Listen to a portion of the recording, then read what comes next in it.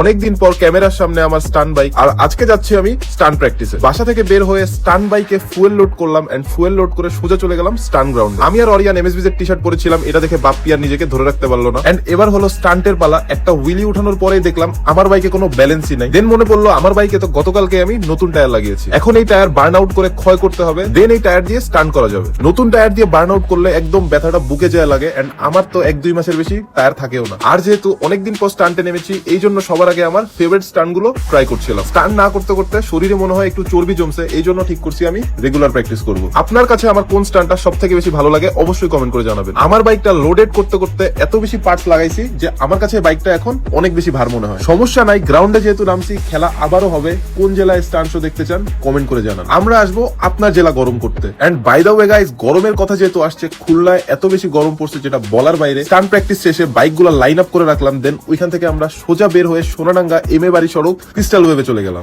Basically guys, এটা একটা swimming pool, and আপনারা অনেকেই জানেন আমি সাঁতার কাটতে পারি না, এই জন্য কিন্তু সাঁতারের ট্রেনিংটা আমি এখানেই নিচ্ছি। এরকম ডেইলি লাইফ ভিডিও চান কিনা অবশ্যই জানাবেন। Shahriar Mahmud signing out. আসসালামু আলাইকুম।